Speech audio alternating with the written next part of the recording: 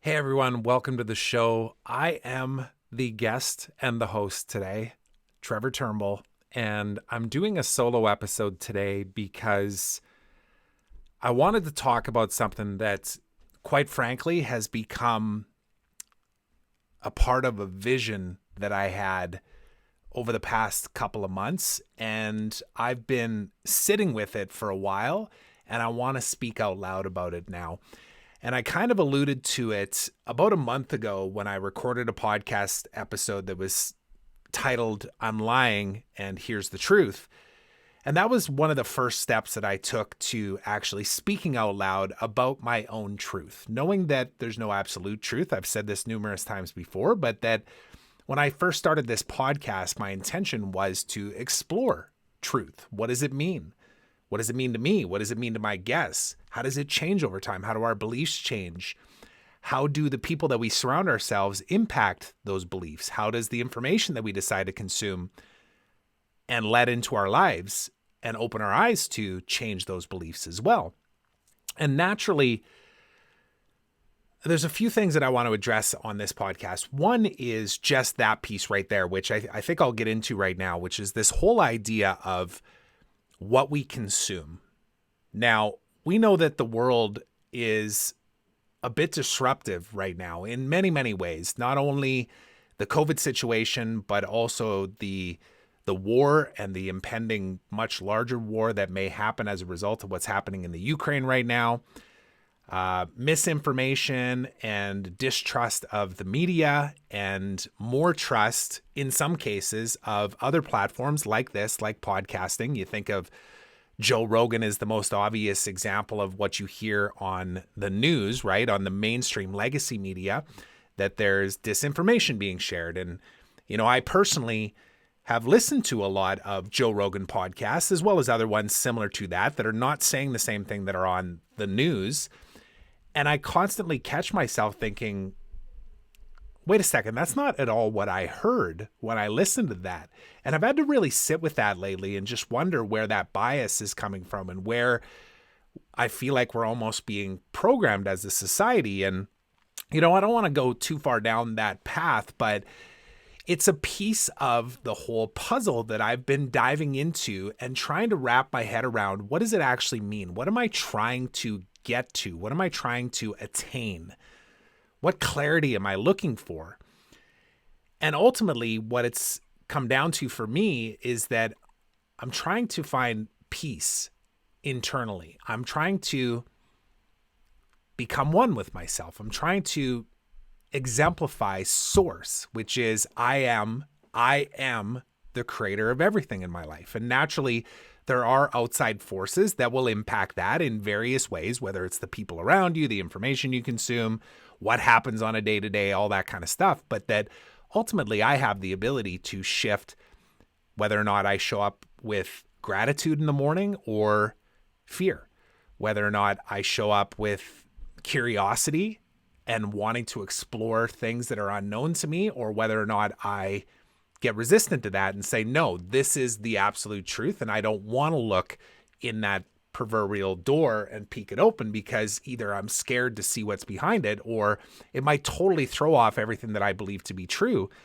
And this is my old self. I would go into a state of almost panic where I thought, man, well, what has the first 45 years of my life been, if not what I believed to be true up until that point? And I guess you can see here that even as I'm starting this podcast, I'm still seeking answers to these things. And I'm also getting comfortable in the unknown and the uncomfortable of knowing that I will never know all of these answers. But that's actually part of the journey. It's part of being good and feeling the love of self-acceptance. And that's how I'm going to start this podcast. So let me dig into some of the details of what I want to talk about with regards to reclaiming my higher self and kind of the journey that I've been on for the last 3 months.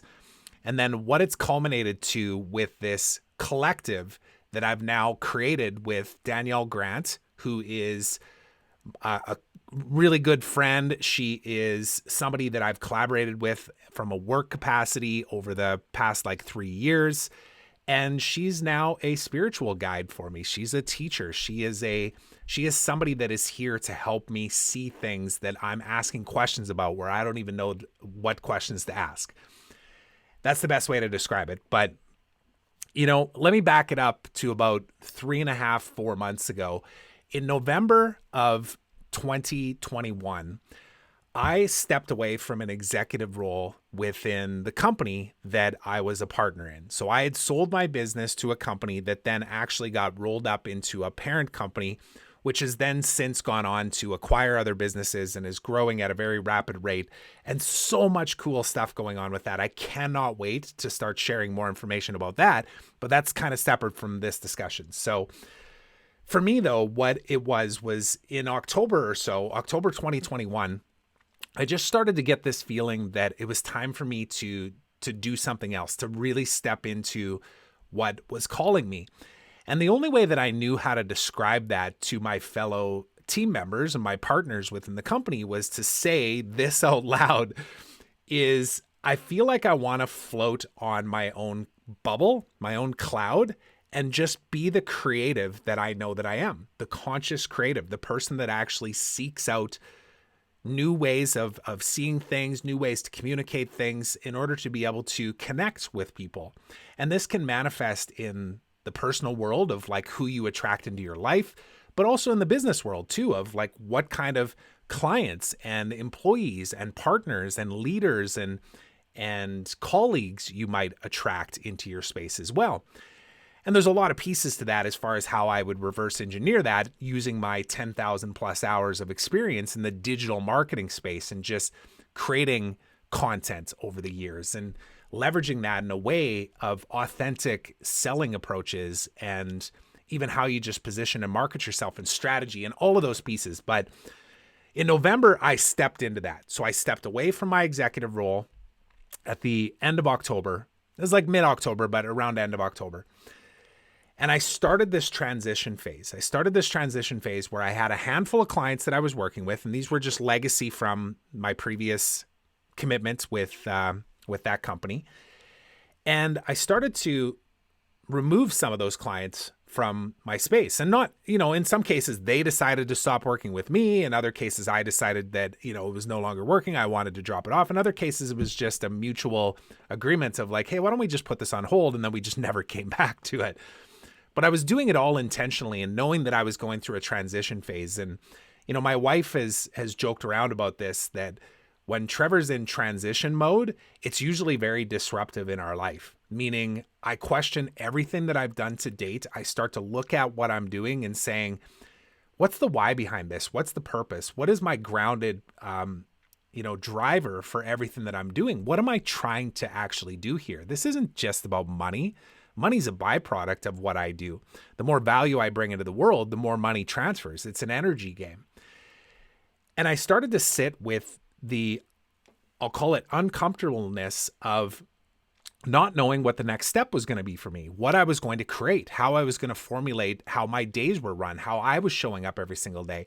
So for all of November and all of December, I kind of sat in this, what I want to call nothingness. And I did it on purpose because I found myself wanting to default to, oh, geez, I just dropped a couple clients and therefore my income went down. I better go fill it up again, or I should go join the next thing to be able to level up this, this part of me, whatever it happened to be, whether it was physical or mental or intellectual or whatever. And I actually had a few false stumbles along the way where I joined a few things and then very quickly got out of them because I was like, wait, stop repeating the patterns of old Trevor. You are trying to reinvent yourself right now. You are trying to get grounded in your inner peace, your self-love, your source. You are source. I am source. So I sat with that and I actually kept doing calls with Danielle twice a week. We called them our high vibe transmissions. And it was literally just an opportunity for the two of us to show up and for Danielle to support me through that time, through that transition, and to allow me to have a place to be able to just say things out loud and be seen and be heard, and to be able to be reflected back on, and then to challenge my thoughts on what I believe to be true.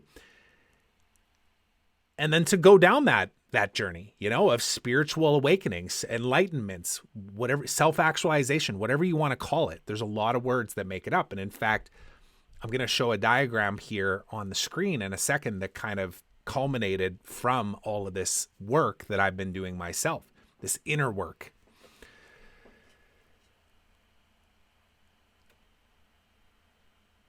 I'm pausing right now because I'm trying to actually formulate in my head how to communicate exactly what this means to me, because for a while, I felt really heavy inside with everything that's been going on in the world, with understanding that there are all of these pieces that make up being a human in today's existence. And when you look at any one of them, they all feel manageable, accomplishable, that I can elevate in any one of these different areas. And, maybe I'll show this on the screen now. These bubbles that you see on the screen here kind of represent a summarized version of some of those things that I personally have leaned into and looked at and thought, like, what is most important to me? What are the things that I know that I want to really focus in on? And, this came to life as a result of a lot of things, not just me thinking about it, but rather doing experiences like Lifebook. So Mindvalley has a program called Lifebook, which used to be independent from Mindvalley, but they had these 12 spokes of life. These are the 12 things that you should focus on if you want to live an exceptional life, your best life. And there was pieces of that where I thought were incredible, because it's an incredible program. But then there was parts where I was like, man, I'm not really aligned with that, or like, it feels like it's missing something. So this has been an adaptation of that. And these are the 12 that I've actually articulated on this diagram. And I know there's going to be more. It's going to go deeper than this eventually. But, self-care, health, fitness as a group. This is one where, if I'm being of integrity and telling the truth right now, I've not taken great care of myself in the last, I want to say even since the kids were born. So like 5 years. Now, that's not to say that I take terrible shape. Like I don't take care of myself at all, because I do. My wife and I eat well. We actually order the pre-made meals, and we make sure that we get the healthy ones, and it helps us balance our time so that we can make sure that we're not using that as an excuse. We always have time to eat well. My health, though, as far as or my self-care rather, as far as what am I doing to just drop into my breath and to take time to get out into nature and to stop during the day and put on the cream that my wife gets me to make sure that my eyes don't start getting bags underneath them, that kind of stuff. And then fitness, of course, too. On the fitness side of things, I've naturally been, I want to just say, blessed with a physical structure that I haven't had to try really hard to maintain, quite honestly. Now, that being said, I know what it feels like when I'm in really good shape. I know what it feels like when I'm strong. I know what it feels like when my body doesn't ache and my back's not sore. And I haven't been in that place for a while. So those are a handful of bubbles that I've looked at and thought, I'm not my greatest self right now. I need to pay attention to these. And then if you look in the bottom right there, the whole idea of community and social and relationship and parenting. So on community and social side of things, since the lockdowns have happened and I gave up my physical office, which was down in Kelowna, I don't see a lot of people. So my only community and social surroundings are really in the online space. And quite frankly, I've turned most of them off just because of some of the other things I said earlier, which is just the sheer noise. And like, I don't want 1,000 friends. I want a handful of really tight, close-knit people that I can spend time with that just lift me up. And I was having a tough time actually wrapping my head around, well, what does that mean? Does that mean just get on random phone calls with everybody? And I used to tell myself like, well, that's not a good use of time. Like there's no structure or purpose to the call. And that's shifted, and I'll explain why in a bit. On the parenting side of things, one of the things that I think has really landed for me in the last like 3-4 months is the fact that I have a 5-year-old and an almost 4-year-old now, which means that one of them is technically starting school in the fall. And I've had to look at the education system. I've had to look at how that ties into some of the mandates that are being implemented here in Canada and then in other places around the world. I had to look into the curriculums. What is being taught? Are my kids going to learn about emotional intelligence? Are they going to learn about what I'm speaking about here today, which is you are the creator of everything in your life. You are source. Are they going to learn that in the education system that's around here? And I naturally kind of battled with that as well, because I think about, in fact, I just did an podcast interview with somebody recently where I was saying my sister is a principal at a school. She has her MBA. She has over 20 years of experience in teaching. Would I trust my sister to teach my kids? And the answer is yes, a hell yes.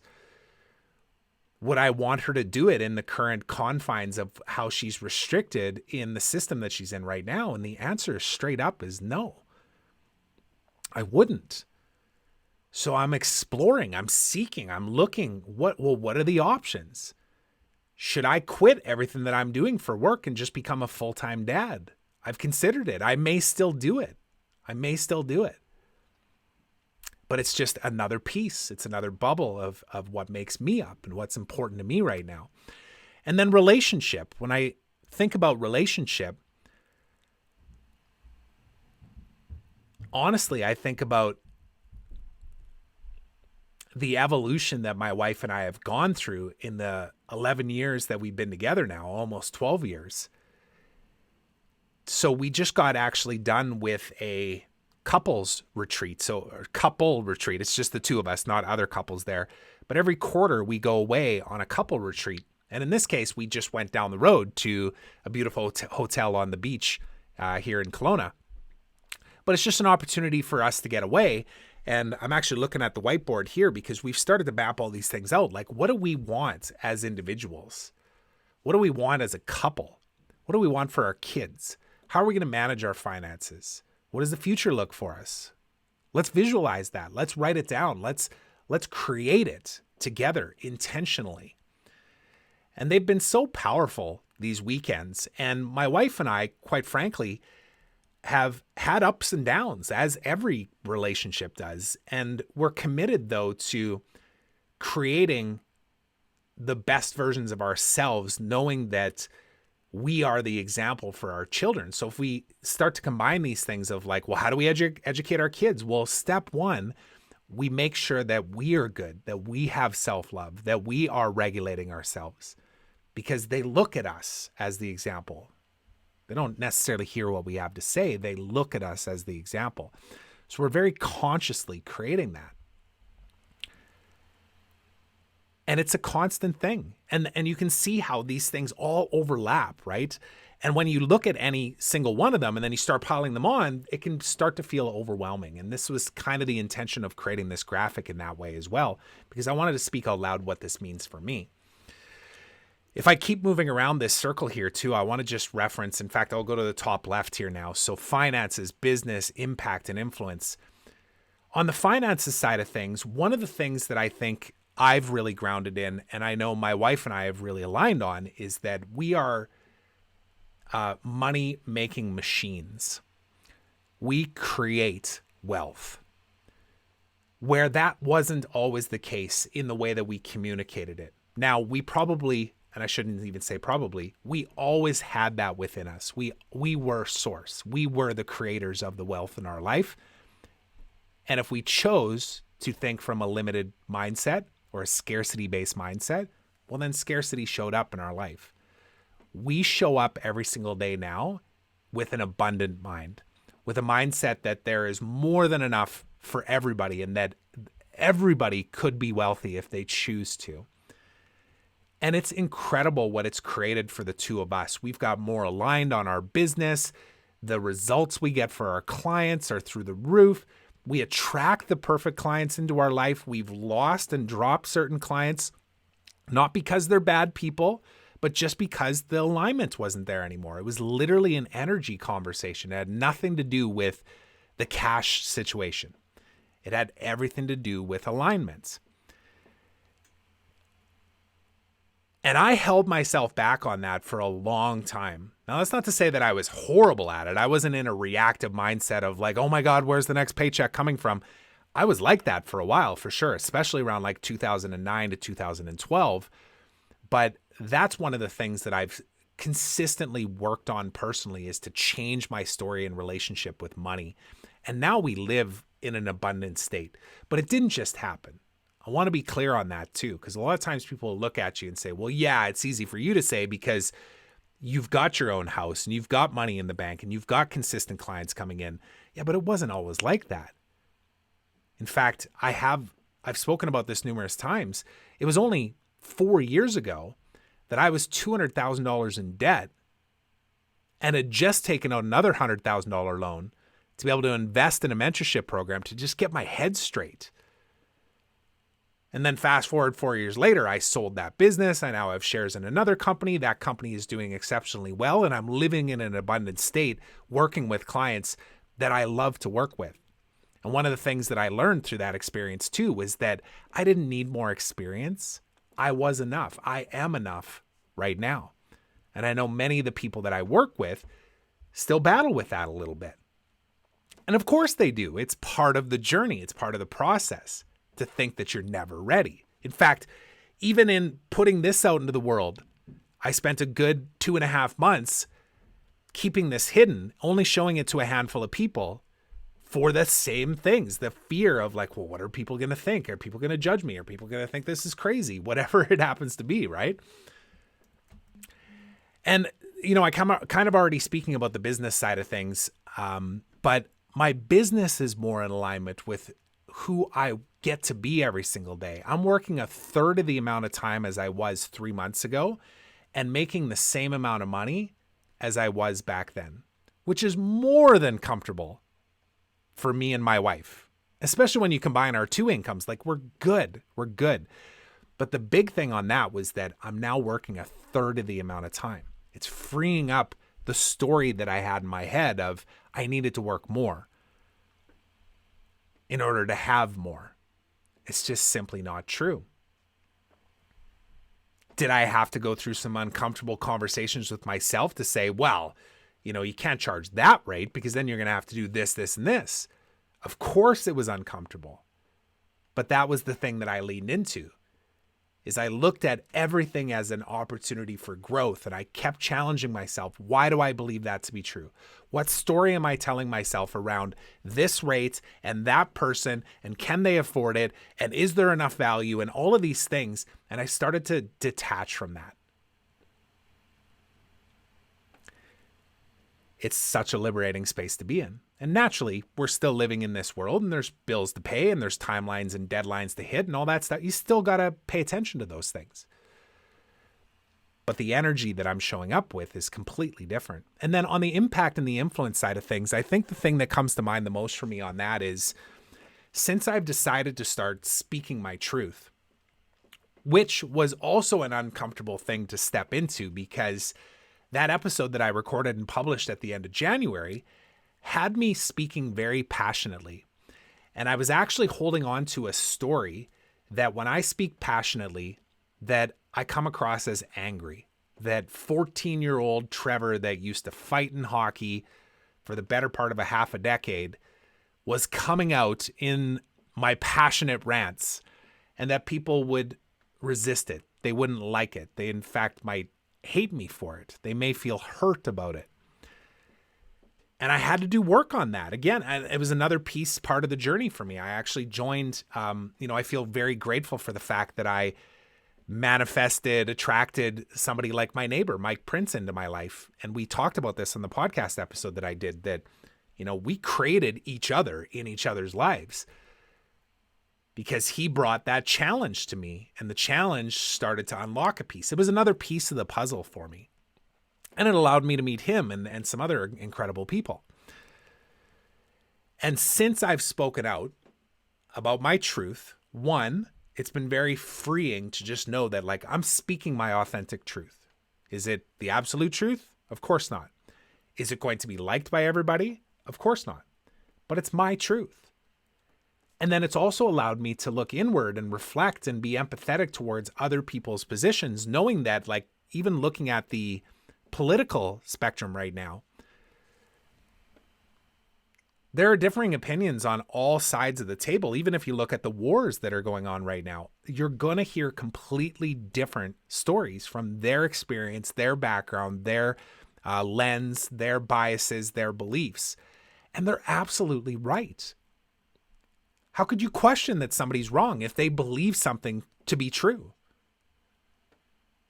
And it allowed me to step into a space that had more empathy and understanding and compassion and communicate my message in a way that wasn't me trying to push or force something onto somebody else, but rather to say, have you considered this perspective? And then now let me go be the example. Let me go be and reflect the energy and the vibration that I want to support others with, that I want to create impact around, that I want to influence others with.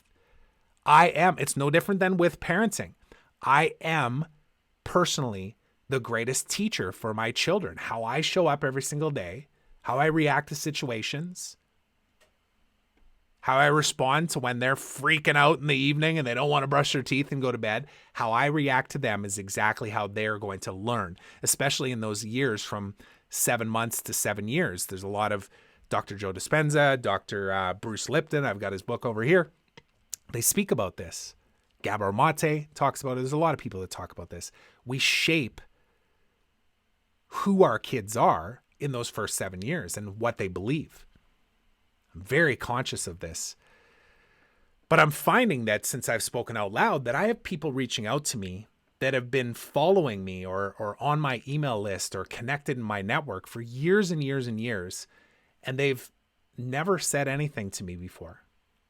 But now that I've started speaking in this different way and talking about different things and elevating and then sharing my experience of where I am and what I'm challenging in my own belief systems and what I've ascended to, people are reaching out to me. I have spiritual leaders reaching out to me. I have people that are very well respected in the stress management space that are reaching out to me. I have people that have been former clients that are saying that they're connecting with this message that I'm sharing now more than anything that I've ever shared with them over the last 10 years.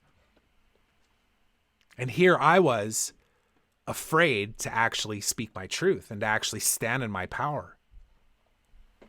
It's crazy to think, right? Look at what unlocks when you actually step into that, when you realize the impact that you can create by being the greatest version of yourself, by constantly challenging yourself to elevate. And then surrounding yourself with other people that are also doing it, knowing that this accelerates things. And I was actually speaking with Danielle about this right before I started to record here. It's not even so much about the acceleration of your ascension. It's more about the removal of the obstacles or the roadblocks or the resistance that we have to how easy it is to make money, how easy it is to get in the best shape of your life, how easy it is to be able to overcome childhood trauma and create a relationship that becomes the example for how your kids will actually be in relationships in the future and whether or not they will love themselves or not. So I'm kind of speaking in circles about all this, but hopefully it's making sense. This idea that like all of these independent bubbles, where do you start? But then when you realize they're all connected, and then I'll get to the piece here that's talking about the golden threads as well. But the last piece down here in the bottom, and I left this one for last because character, I forget the exact wording of this, but essentially character is not what people say about you, but what you actually are. I don't know if that's the exact way to say it, but essentially it's, you know, your character, you know, when you're in integrity, you know, whether or not you are paying attention to and giving energy to all of these different things in your life that you need to in order to actually live a fulfilled life, to live in a state of peace and love and beauty. You know, your character knows. I have a sticker on my computer here that I printed off January 2021, so just over a year ago, that says, be accountable to your greatest self. Yes, it's incredible to surround yourself with a collective and a group of people that will hold you high. Yes, it's incredible to have mechanisms to be able to create intentions and change behaviors and build habits and, shift states of being and who you are. But ultimately, you are responsible for yourself and your own integrity. If you say you're going to do something and then you choose not to, yes, you may let somebody else down, but ultimately you're letting yourself down. You are choosing to not be the greatest version of yourself, to not be accountable to the greatest version of yourself. That's what I think when I think character. And I know that I have been failing at that for a lot of years. I would focus so much on business and impact and influence and finances that my relationship suffered, that my health suffered, my fitness suffered, because I was too solely focused on one thing and I was out of integrity. Danielle called me out on this like 3 years ago as well. I've been teaching and have had 26,000 plus people go through the online courses that I've created. I've worked one-on-one and in group capacities with thousands of people. I would teach them how to create impact, how to create influence, how to build lead lists, how to sell their services, how to package their services, how to create financial independence, all of these things that I was able to create as well, and then pass that knowledge along. And then Danielle came into my life and she actually challenged me 3 years ago. She mentioned, specifically around creating content. She said, you keep talking about content as a means to share your story and to attract the kind of people that you know you are destined to work with. Your perfect client, vendor, consultant, coach relationship. But you don't do it. She was talking to me. And I remember saying to her at the time, well, yeah, but I don't need to. I put in my 10,000 hours. I've got almost a decade of experience. I've built a list. I have some influence. I've already, built the foundation. I don't need to create content. People already know who I am. And she just straight up called me out and said, yeah, that's massively out of integrity. You're going to tell other people to do this, yet you're not going to go and lead by example. And that's when it hit me. It's another piece of this whole thing, and it relates to character. If you are going to teach something, guide somebody on something, coach somebody on something, you better be in the trenches with them.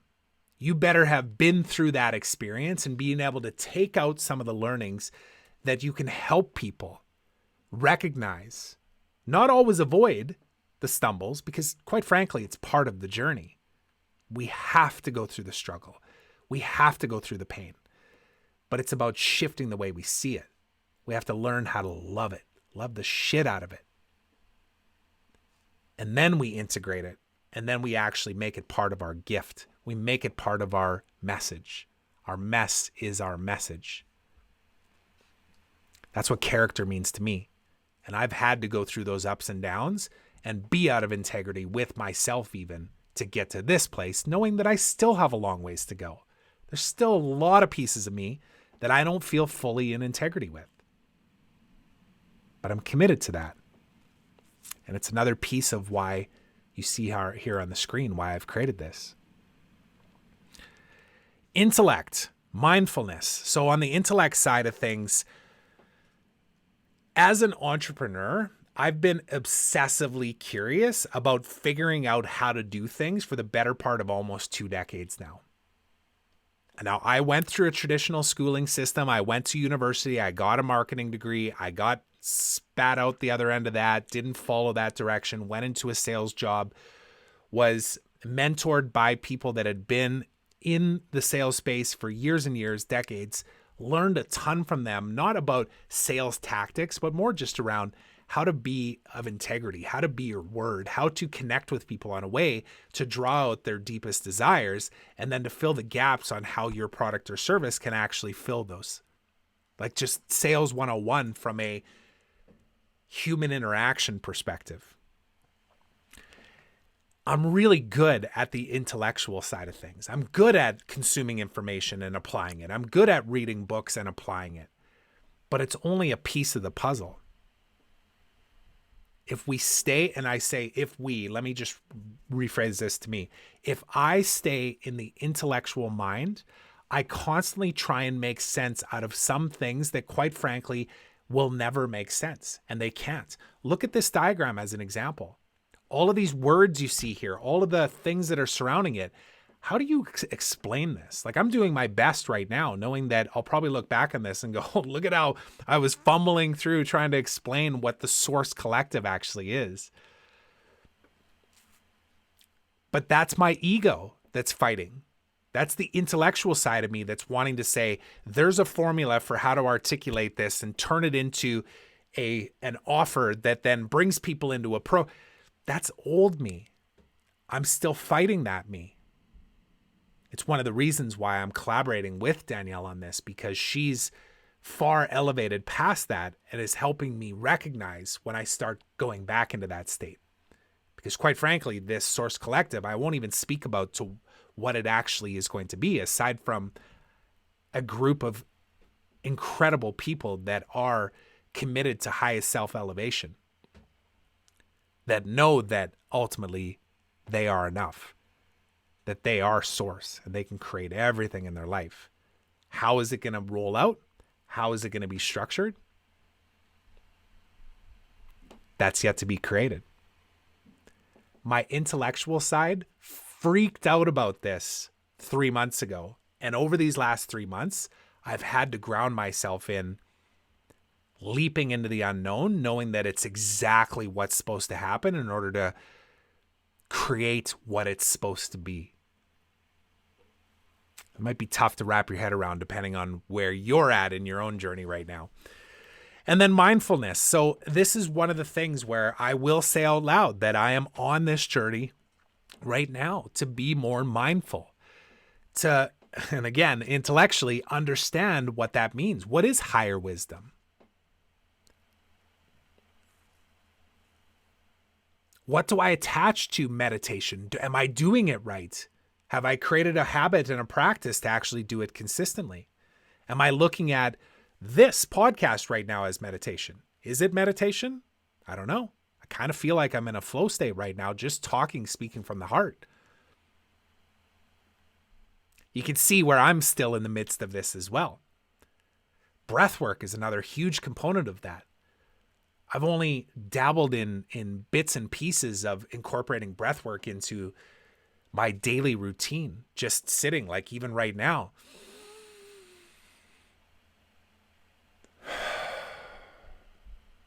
Just recognizing a second ago that I was starting to feel a tension here.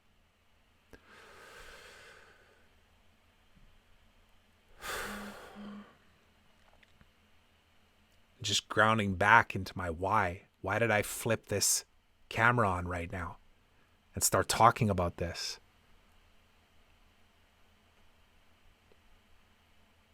These are all things that I'm committed to incorporating into my life. Am I exceptional at it right now? No, far from it. It's why I have a guide like Danielle. It's why I choose to spend my time with people that elevate me. That's what this is. The Source Collective is exactly that. And you can read through all of the words that are on here, which I'm sure you have already, but self-actualization, mindfulness, awareness, oneness, creativity, beauty, consciousness, gratefulness, intuition, presence, curiosity, love. We embody these when we are source. And then the collective side is when you combine that with people that are also committed to this journey and noticing, even looking at this. In fact, I challenge you right now, if you're watching this, look at every one of these bubbles and think to yourself, are you fully committed to being the greatest version of yourself in each one of these areas of your life? Where are you falling short? What's missing from here? I'm sure there's lots of things you could think of that are very high in priority from a values perspective. What's missing? What are you challenging right now in your own head to be true? And then the last two things that I want to reference on this is, I'll talk about the dragonfly lastly, but the idea or the reference to golden thread conversations. So this was a term that actually came up on a podcast that I listened to recently, where it was talking about the podcasting experience with an interviewer and an interviewee, and how you can have a topic, an interviewer can ask a question, and naturally, if there's a flow happening, there's a dance that goes on. I say something, you pick up on it, you respond to it, you say something, I will go, ooh, that thing. And then we end up down this long path. And then maybe we even get to the point where we're like, wait a second, what did we start talking about there? But we realize that there's always this golden thread that ties it back to the source. And the source being you, being me, being all of us. It's being everything, being one. And when I heard that and I thought about this visual, because this visual graphic was in my head, it was almost like a hologram over top of my computer when I first thought of it. And then I thought, I need to just create this. So I just created it in Keynote. Because that's what I do. I like to create visuals around these things. It's one of my core geniuses. I can actually take ideas and put visuals to them that allow other people to ground in them, to understand at least what it means to them. And that whole idea of golden thread conversations, I'm referring to the magic that happens when you put people in a room that are also thinking and acting and committed the way that I am. And I don't even know how to explain these conversations, but I've been on a number of them in the last few months. I've attracted them into my life. I've brought them into conversations where me and Danielle get together twice a week, and we bring those people in, and they're just incredible conversations. People that are up to big things, people that are running amazingly successful businesses, people that have crazy ass dreams that in a moment they'll say, yeah, I know it sounds kind of crazy, but I've got this idea for wastewater management in developing countries where if we could actually solve that problem, it's almost as big of a problem as clean drinking water around the world. So, I've got this idea and I got this contact and I've already done this thing, but I kind of hit the wall here and I'm not even sure if it's going to be possible to do. And then these light bulbs just going off where I would think to myself, you know what? Actually, I know a guy who's a longtime friend of mine who started a company from an idea, who was, as a child, driving through the fields of Saskatchewan, looking at the flax straw. And you know who I'm talking about if you've seen my podcast before.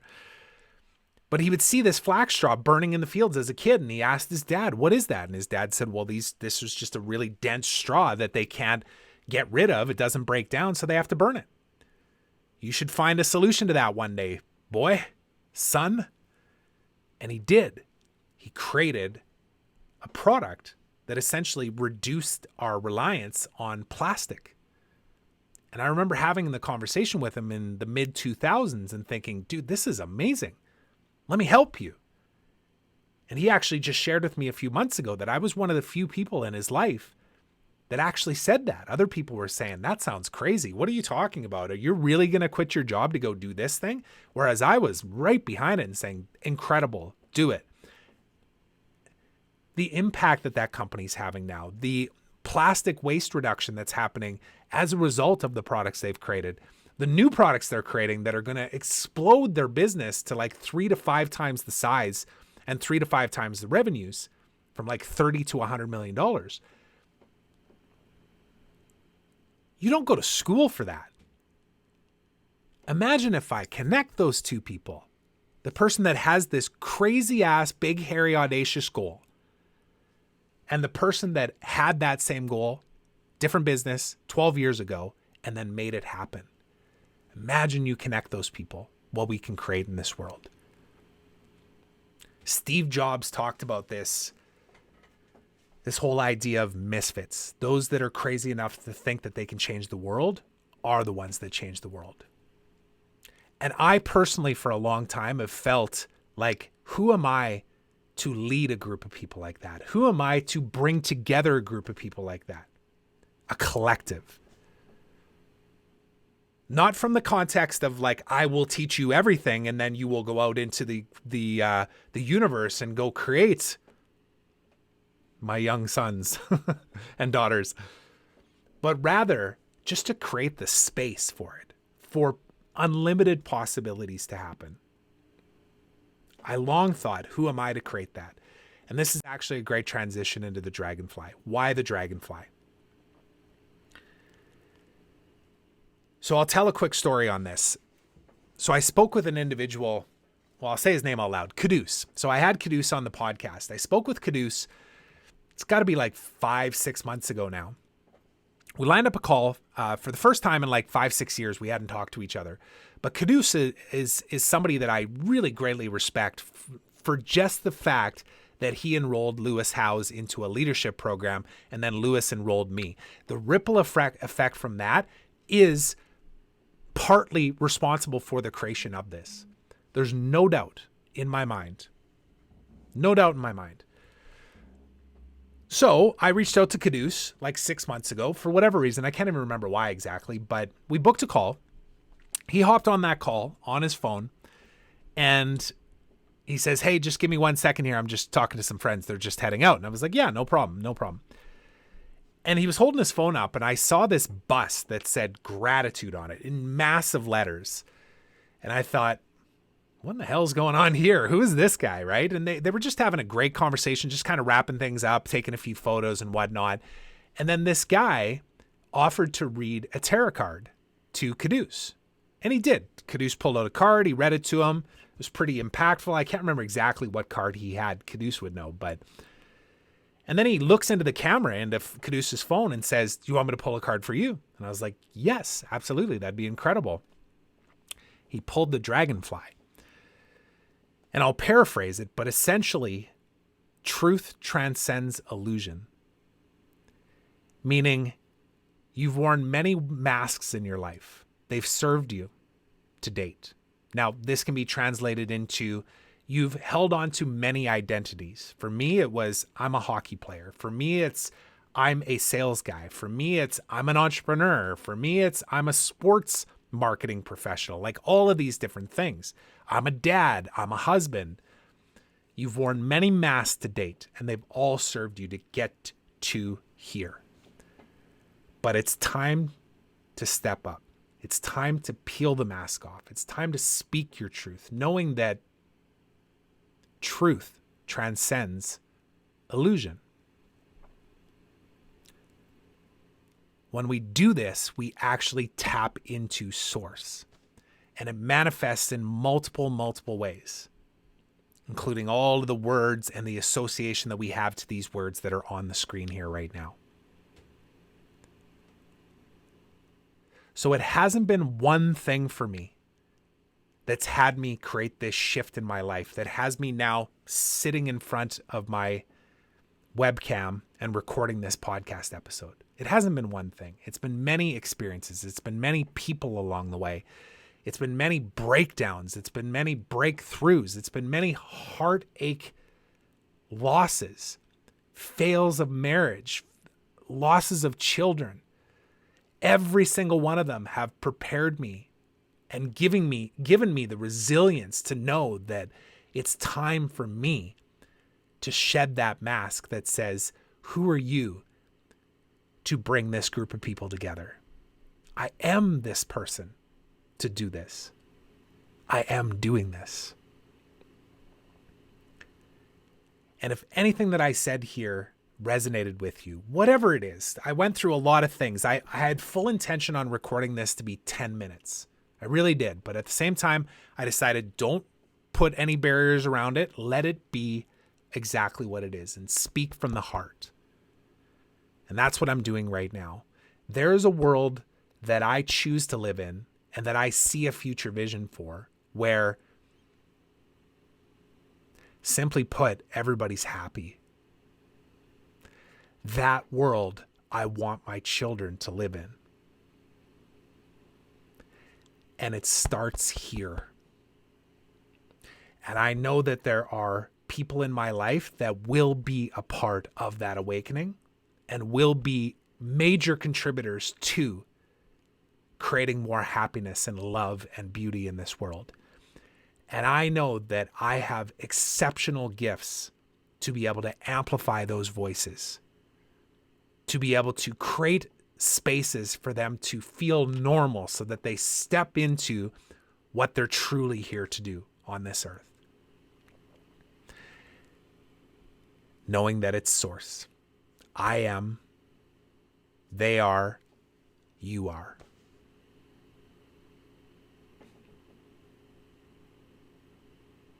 Thank you so much for listening to this. This is healing, relieving, exciting, nervous, all of the feelings that I'm feeling of even just saying all this stuff out loud and putting it out into the world. It's all of that. And it feels so good. So thank you for listening. If you have any questions, you want to reach out to me, something hit you, something resonated with you, please don't hesitate to do that. Reach out to me. I'll see you on the next episode. Thanks so much for listening to this episode of the Trevor Turnbull Show. I hope you enjoyed it. And if you did, please consider subscribing on my YouTube channel and on your favorite podcast platform, and leave me a review. I'd love to hear from you. Now, until next time, remember, today is a beautiful day of opportunity. Trust that you're exactly where you're supposed to be right now. So be grateful, be curious, and be brave.